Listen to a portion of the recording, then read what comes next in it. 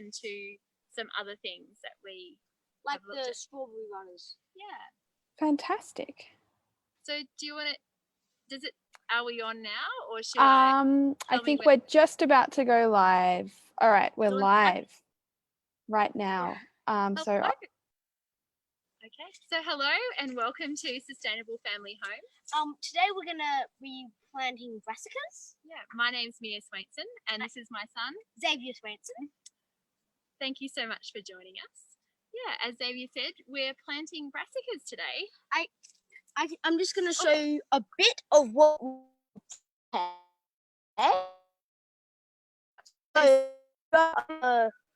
trenchy kind of thing. Yep. To plant them. So, are they supposed to be going low down? Yeah. So, well, they're in the soil. So you're supposed to plant them low, not as shallow as most plants. So before we get into this, Dave, I'll have a bit of chat about what brassicas are. Do you know what brassicas are? I think they're like broccoli. Yes. You're right. Is that like that white broccoli? Cauliflower. Cauliflower. Yeah. So brassicas are broccoli, cauliflower, kale. They're a family of vegetables. They're fabulous to grow in the wintertime because they produce this lovely leafy green leaves. And if you have broccoli, like we have here, you'll also get the beginnings of the flower, which are what we eat as the broccoli. So we're planting brassicas today. And I'm very excited to be doing it. We weren't going to because last year our brassicas went slightly disastrously wrong. We had a lot of trouble with, we put them in late so they didn't grow enough, and we also had a lot of trouble with scale. So this year we're hoping for something better, and we're only going to have these 8 broccoli in. I've put a lot of spinach in the garden instead of the brassicas. So, and then we have a spinach disaster. Let's hope not. So to plant them, we've prepared the soil here. You can see it. See how you can see in the shot. So we've prepared the soil. It's a lovely, rich soil and full sun. So brassicas love the. If you haven't added manure to your soil, I highly recommend adding manure or a whole lot of fertilizer. So this soil here's got manure, and it's also had the chooks running over it in the past. So it's really a very rich, moist soil. We just let the chooks out. Yeah. So shall we plant some of these then? Okay. Yeah. Do you want to hold on to those? And so, Mom, how are we gonna plant? Let's just put a bit of. Let's put a bit of water on to start with. Yeah. Okay. And actually, this isn't just water. It's actually a mix of water and a little bit of seaweed as a fertilizer. I thought it was like a bit off. Yeah, it smells a bit funny, doesn't it? And it was also a different colour. And the wrong colour. Good spotting. All right, so do you want to plant the first one? So, yep, just there. Around here. Yep, and you want to put it, yeah, so you want so we've dug a hole that's deeper than the plant, but then we're filling in the soil around it up to just the bottom of the stem there. Yep, just like that. And so fill it all in, and then we're going to press down. Yep, then you want to press down around the plant. Yeah. And then we're going to plant the next one about hand length? Yeah, about a hand length away. So Xavier, I might let you do the next one now that or maybe a mum hand length rather than a Xavier hand length. Yeah. And I'll just shine the camera on what you're doing. You're doing a really fabulous job there, Xavier. Good work. Done. Yep. All right. Shall we keep planting? We've got a couple more to go. So we're not actually growing them from the seed? No. That's a very good point. Well, shall we take it? You do that one there, and Mom, I'll go to the end. Can you do the measurement? Oh, yeah. About a hand width. About there. Yep. Wow. So we didn't grow these from seed, partly because I'm a little lazy. I have done in the past, but brassicas in Canberra are best grown, not grown in seed into punnets and then placed into the ground, just so that they've had enough growing time before the winter time comes, because once it gets really cold here, the plants just don't grow enough, and you want them well advanced before it gets cold. You can grab another one out there.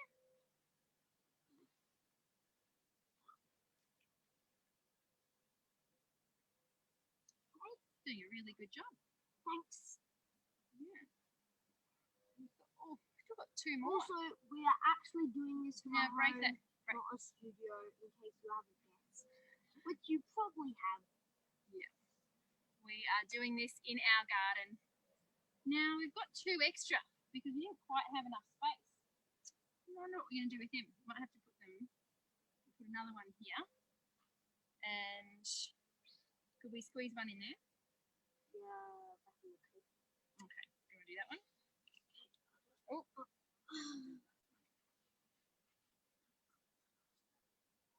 Alright. You're doing a really great job. This has been a very short episode. Well, Xavier says it's going to be short, but there's actually more to brassicas. So do you want to water them in with this? So this watering can has got water and just a little bit, I would say, just a couple of capfuls of seaweed fertilizer in it, and that just gives those little bit more water per brassica. Yeah, just gives them a bit of extra nutrients to help them through that transition from being in a pot into the ground. So just to make sure they've got all the right nutrients. You know the other thing these brassicas are going to need? Good job, Xavier. That sounded like it was hard work. Now, brassicas tend to get this thing called cabbage moth, which is a white moth that flutters and looks very pretty in the garden, but those cabbage moth caterpillars eat the leaves of your brassicas. So what I've done is I've mixed up a solution here of dipel. Now, dipel is a totally 100% natural pesticide here. It's actually a bacteria. Yeah. Oh, can I show you how to do it to start with? So on the leaves? yeah. So you spray it on the underside as well as the top. So, and you can I help? Okay. Yeah. So we want to make sure that's that's spraying nice and wide. Yep. Now if I do this one here, and you want to do the tops as well as underneath. I do these two. So I'm doing underneath and on top. There you go. Okay. Yeah. Like. Yep. And get your hand there. Beautiful. He's doing a really great job. Yep. And then the next one. Yep. And the undersides as well. So the trick with these brassicas is going to be keeping on spraying them once a fortnight or at least once a month. So that dipel mix, maybe it'll last a fortnight, but you'll have to keep mixing it up. It comes as sort of a powder that you mix with water, and then you just spray it simply onto your brassicas, like Xavier's doing there. Doing a really great job, Xavier. I just sprayed in all the different angles. Yep, and then the last two.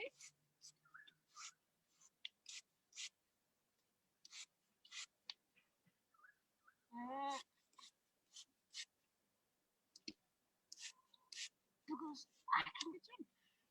and we thought we might just show you how everything else is going on around the garden.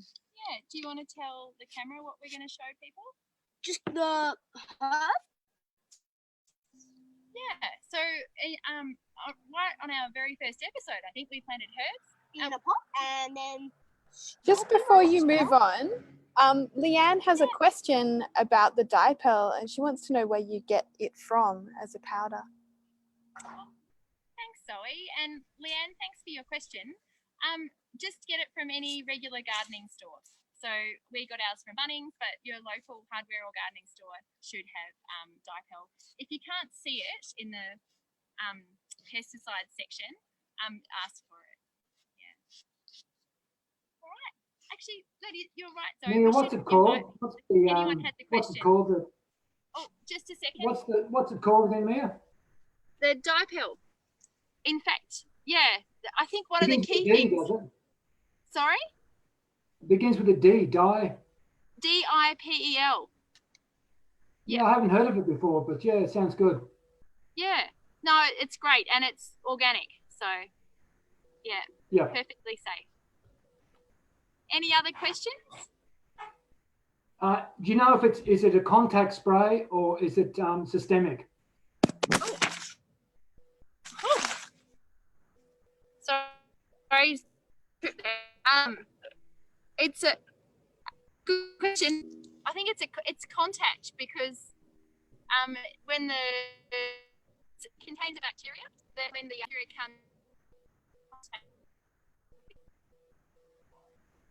Yeah, that's interesting because we use on the farm up here. We use a pyrethrin based natural spray to control lace bug on the olive trees, and it's a contact spray. It actually has to hit the bugs to interact to do any good. Yeah, so this one has to hit the leaves, Yeah. and if then the what is it? The caterpillars eat that bit of the leaf, and then that's it for the caterpillar. I haven't heard it. Sounds really interesting. Dipole. I'll look it up. Yeah, and you can get it from Bunnings. So how easy is that? Yeah. I think Zoe's just put a little message in the chat for how to spell it. Yeah. All right. Any other questions before we give you an update on the things that have happened since we last saw you in the garden? All right. Oh, Dave, can I have the? No, I want to. All right. Xavier wants to drive. Okay.